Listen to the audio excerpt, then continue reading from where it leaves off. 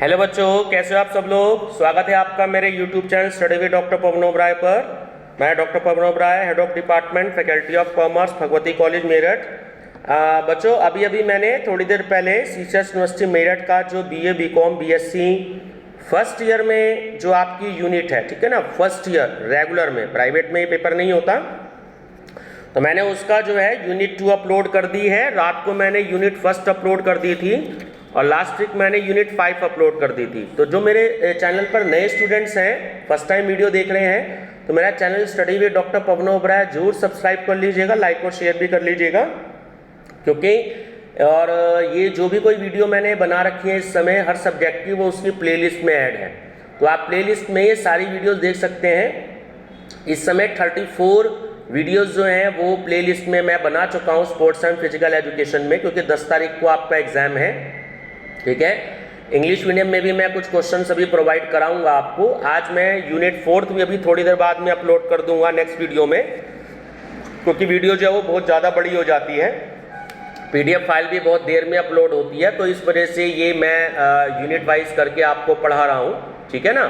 तो जो मेरे चैनल पर नए हो बच्चे, तो मेरा चैनल सब्सक्राइब, लाइक और शेयर जरूर कर दीजिएगा, ताकि आपको सीसर्स यूनिवर्सिटी के प्रॉपर तरीके से मेरे ही चैनल पर जो भी कोई आपके पेपर्स होते हैं वो आपको मिलेंगे, ठीक है ना, हिंदी इंग्लिश दोनों मीडियम में, और प्रीवियस ईयर के सोल्ड पेपर, ठीक है ना बच्चों।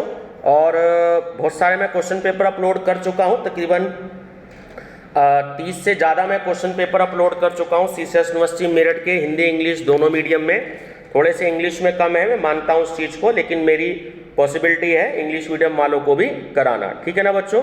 चलिए, तो यूनिट 3 डिस्कस करते हैं। देखिए, ऊपर सिलेबस भी दे रखा है आपको, तो आप बच्चे परेशान होते हो कि सिलेबस क्या है।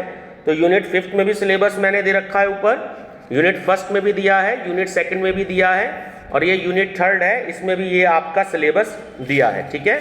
इस यूनिट में मेरे पास में 81 क्वेश्चन हैं, ठीक है बच्चों। चलिए डिस्कस करते हैं।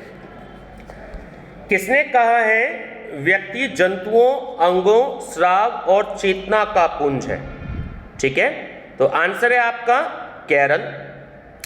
अभिव्यक्ति में सबसे महत्वपूर्ण कारक कौन सा होता है, तो वो होता है आनुवांशिकता। किसके प्रयोगों से सिद्ध हुआ कि आनुवांशिकता का प्रभाव प्रेरकों से होता है, ठीक है, तो वो है यक्स, ठीक है ना, यक्स ने। हेरेडिटी जीनियस का लेखक कौन है, कौन था, तो था फ्रांसिस गार्टन। व्यक्तित्व विशेष सामाजिक स्थितियों का कार्य है, यह किसने कहा था, आकबर्न और निमकॉफ ने। बच्चों, मैं थोड़ा सा स्पीड में इसलिए बोल रहा हूँ क्योंकि मैं सीधा क्वेश्चन और आंसर पे बोल रहा हूँ, ठीक है, जिससे कि 15-20 मिनट की वीडियो में हमारे जो है पूरे 100 के आसपास क्वेश्चंस हो जाएं, वरना वीडियो जो है वो थोड़ी सी ज़्यादा बड़ी होने लगती है और बच्चे कहते हैं कि सर जल्दी जल्दी आप क्वेश्चंस को करवाया करें, ठीक है ना। तो इसलिए मैं थोड़ा सा स्पीड अपनी तेज ही रखता हूँ, आप लोगों ने देखी होगी। किसने कहा था कि आनुवांशिकता मानव पशु की व्याख्या करती है, परिवेश यानी कि एटमॉस्फियर है ना, एनवायरनमेंट मानव प्राणी की, तो वो कहा था लैंडिस ने। कलेक्टेड स्टडीज ऑन दी डायोनी क्विंटिप्लेट्स का लेखक कौन था, तो वो था आपका ब्लास तथा अन्य। किसका कथन था प्रत्येक लक्षण को अपने विकास के लिए आनुवांशिकता और परिवेश मतलब वातावरण, एनवायरनमेंट की आवश्यकता होती है, तो वो कहा था ऑल्टेनबर्ग ने, ठीक है। अ study of heredity and environment के लेखक कौन थे, वो थे न्यूमैन, फ्रीमैन और होल्जिंगर ने। यह कथन किसका है कि तुम मुझे कोई भी बालक दे दो और मैं उसे कुछ भी बना सकता हूं, वॉटसन ने। शारीरिक विशेषताएं माता पिता के किससे मिलती हैं, पितृएक से, ठीक है। जन्म से वयस्क होने तक कद के वह काणुओं पर आर्थिक कारक प्रभाव डालते हैं। किसने कहा था? ये कहा था शीनफेल्ड ने। ठीक है। संकुचित रूप में वृद्धि का अर्थ है, देखिए, भार में वृद्धि, आकार में वृद्धि और लंबा व मोटा होना। ठीक है, उपयुक्त सभी इसका सही आंसर है। वृद्धि गर्भ से लेकर मृत्यु तक शारीरिक तथा वैज्ञानिक परिवर्तनों को कहते हैं। यह कथन है मेरिडिथ का। ठीक है। विकास का अर्थ है परिपक्वता की तरफ अग्रसर होना, शरीर व मस्तिष्क में बदलाव आना, गुणात्मक परिवर्तन।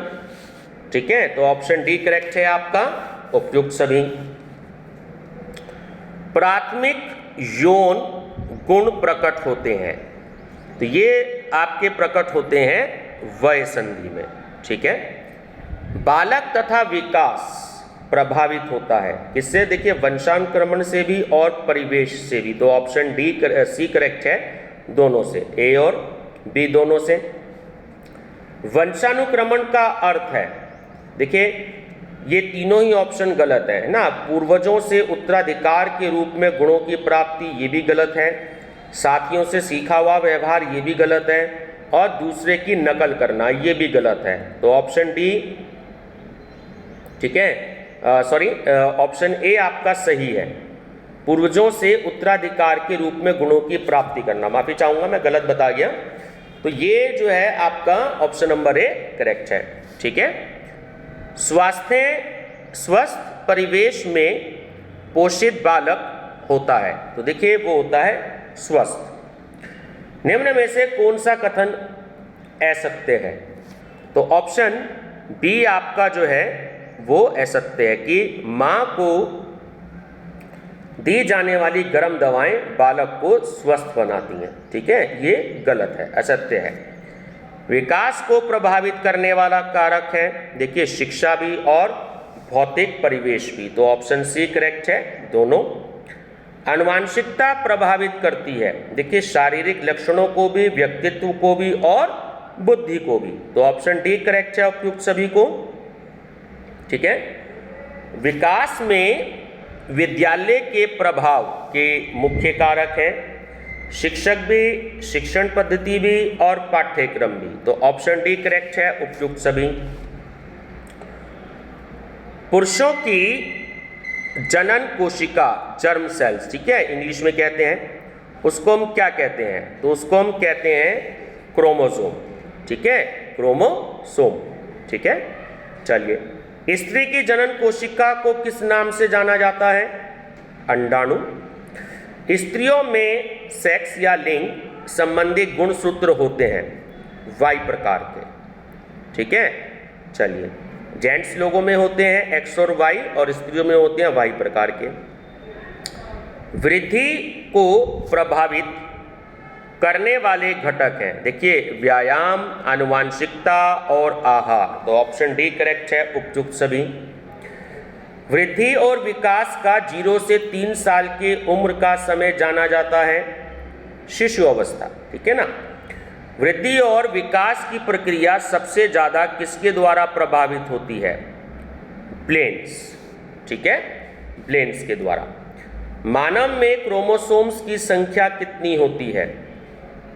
देखिए, ये 30 जोड़ी इन्होंने यहाँ दिया है।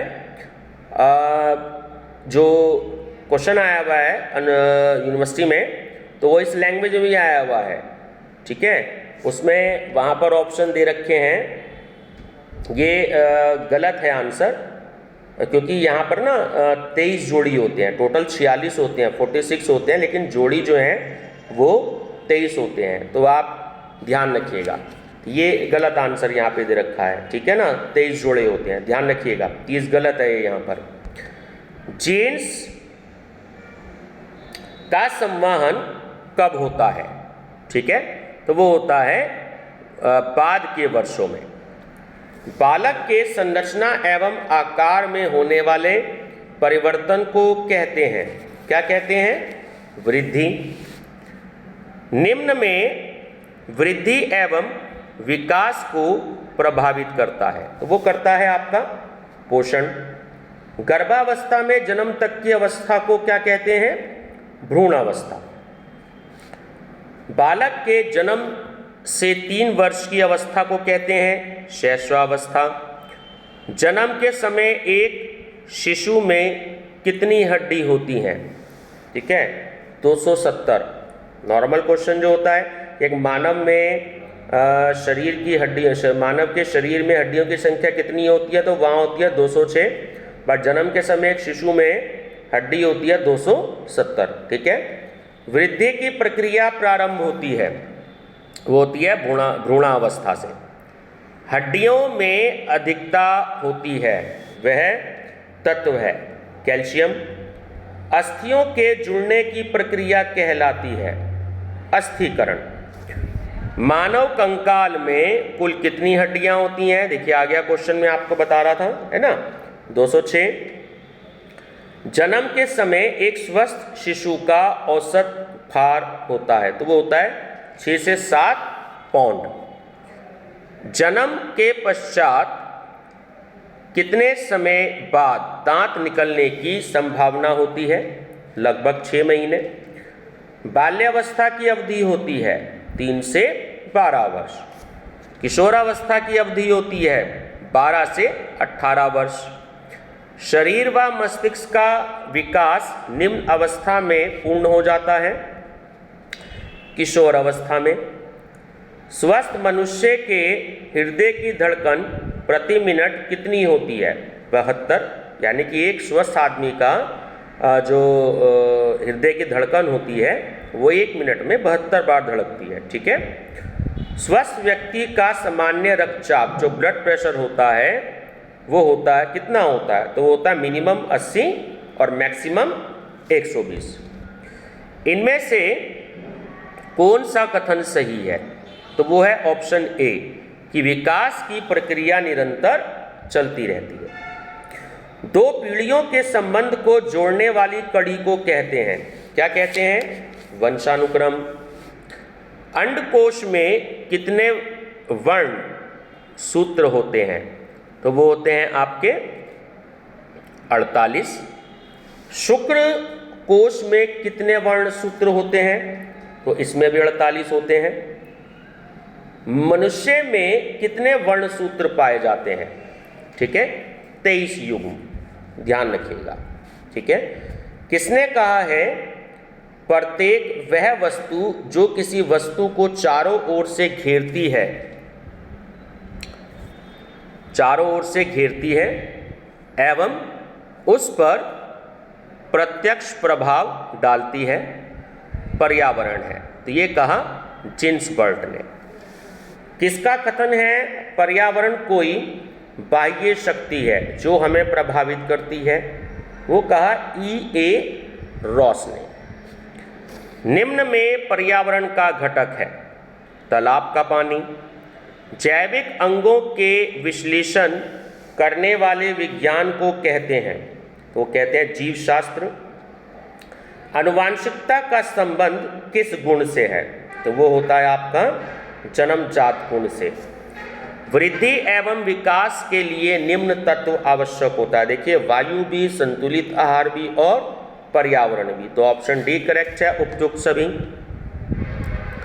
जुड़वा बच्चों के अध्ययन का संबंध निम्न से है, किससे है? कार्टर। ठीक है, इन्होंने जुड़वा बच्चों का अध्ययन किया था। इंट्रोवर्जन निम्न विषय से संबंधित है, मनोविज्ञान से। सर्वाधिक शारीरिक वृद्धि की क्रिया किस अवस्था में होती है? किशोर अवस्था में। मनुष्य में क्रोमोसोम्स की संख्या कितनी होती है? देखिए आ गया ये वाला क्वेश्चन जो मैं आपको बता रहा था अभी, है ना, क्रोमोसोम्स की जो संख्या थी। ठीक है, जो क्वेश्चन नंबर 30 है वहाँ पे लिखा है मानव में क्रोमोसोम्स की संख्या कितनी होती है। ठीक है ना, तो वहाँ पे गलत था। देखिए अब सही आंसर है कि मनुष्य में क्रोमोसोम्स की संख्या होती है 23 जोड़ी। अगर जोड़ी शब्द ना दिया हो, सिर्फ ये लिखा हो, तो वहाँ पर 46 होगा। ठीक है ना, एक जोड़े में 2 होते हैं, तो वैसे 46 और जोड़ी दिया है तो 23, ध्यान रखिएगा। जीन्स का संवहन होता है गर्भावस्था में। पुरुष शुक्राणुओं में गुणसूत्र होते हैं, मैंने आपको भी बताया था, एक्स और वाई प्रकार के, ठीक है। महिलाओं में होते हैं केवल वाई प्रकार के और पुरुषों में होते हैं एक्स और वाई प्रकार के, ठीक है। अब देखिए एक नया क्वेश्चन आ गया है, स्त्रियों में गुणसूत्र होते हैं, उसमें लिखा है पुरुष शुक्राणुओं में गुणसूत्र होते हैं, इसमें लिखा है स्त्रियों में गुणसूत्र होते हैं, तो वो है आपका O एवं X प्रकार के, ठीक है, O एवं X प्रकार के, ठीक है ना, ध्यान रखें। क्वेश्चन जो 26 था उसमें ये था कि स्त्रियों में लिंग संबंधी कैसे गुणसूत्र होते हैं, ठीक है, तो वहां पे वाई आंसर था। जीवन सूत्र कहा गया है तो ऑप्शन डी क्रोमोसोम्स को। X+X प्रकार के गुणसूत्रों से क्या होता है, लड़की, ठीक है, ध्यान रखेंगे। X+Y प्रकार के गुणसूत्रों से क्या होता है, वो होता है आपका लड़का। गर्भावस्था में जीव को भोजन प्राप्त होता है माता के भोजन से। शारीरिक गुण विशेषताएं माता पिता के किससे मिलते हैं, जीन से। शरीर की वृद्धि एवं विकास की कितनी अवस्थाएं होती हैं, 5। किस वैज्ञानिक के अनुसार माता पिता की शारीरिक और मानसिक विशेषताओं का संतान में हस्तांतरण होना आवश्यक है, होना वंशानुक्रम है, तो वो है आपका जेम्स टेवर के अनुसार, ठीक है। शुक्राणु व अंडाणु के मिलने से क्या बनता है, जाइगोट। जाइगोट नामक कोशिका किससे बनती है, अंडाणु से, ठीक है। दोनों क्वेश्चन सेम है, बस लैंग्वेज का अंतर हो गया, ठीक है। वृद्धि को प्रभावित करने वाला घटक है आनुवांशिकता। हेरेडिटी जीनियस नामक पुस्तक किसने लिखी, गाल्टन ने। किसने कहा था कि प्रत्येक लक्षण को अपने विकास के लिए आनुवांशिकता और परिवेश दोनों की आवश्यकता होती है, तो वो कहा ऑल्टेन वर्ग ने। व्यक्ति जंतुओं, अंगों, स्राव तथा चेतना का पुंज है। देखिए क्वेश्चन रिपीट हो गया है ना, क्वेश्चन नंबर फर्स्ट यही था, तो ये कहा था कैरल ने। और लास्ट क्वेश्चन है बच्चों, जैविकीय कारकों को कितने भागों में बांटा जा सकता है, तो वो है आपका शारीरिक रसायन, ठीक है बच्चों वीडियो पसंद आई हो तो लाइक शेयर सब्सक्राइब जरूर करिएगा। ये आपकी मैंने यूनिट नंबर 3 कवर करा दी है, अभी थोड़ी देर पहले मैंने यूनिट नंबर 2 भी अपलोड करी थी। अब मैं आपकी जो है थोड़ी देर बाद यूनिट नंबर 4 भी अपलोड कर दूंगा, ठीक है, क्योंकि आज का मैंने आपसे वादा किया है कि आपकी जो है मैंने चारों यूनिट करवा देनी है। 5th यूनिट में बार बार कह रहा हूँ कि मैं लास्ट वीक करा चुका हूँ, तो जो मेरे चैनल पर बच्चे नए हैं तो आप मेरे चैनल की प्लेलिस्ट जरूर विजिट करिएगा। मेरा चैनल लाइक सब्सक्राइब और शेयर करके, जहाँ पर आपको सीसेस यूनिवर्सिटी के सारे ही फाउंडेशंस के तो अभी मैंने पेपर किए हैं, और आपके जब मेन पेपर शुरू होंगे तो खासकर BCom 3rd year, 1st year, 2nd year और MCom 2nd ईयर जो प्राइवेट में MCQs आने हैं, ठीक है, और BA 3rd ईयर इकोनॉमिक्स और सोशोलॉजी का जो सोशल रिसर्च मेथड्स है, ठीक है, तो वो उसके साथ मैं बना रहूँगा, तो आप लोग बने रहिएगा मेरे साथ, तो जितना ही पॉसिबल हो सकता है वो मैं आपसे डिस्कस करूँगा, ठीक है बच्चों। वीडियो पसंद आया तो लाइक शेयर सब्सक्राइब जरूर कर लीजिएगा, और अपने फ्रेंड सर्कल में जितना भी आप बता सकते हैं वो बच्चों को जरूर बता दीजिए, क्योंकि 3 दिन बाद आपका एग्ज़ाम है, ठीक है, अदर स्टूडेंट्स भी बेनिफिट ले सकते हैं। थैंक यू बच्चों।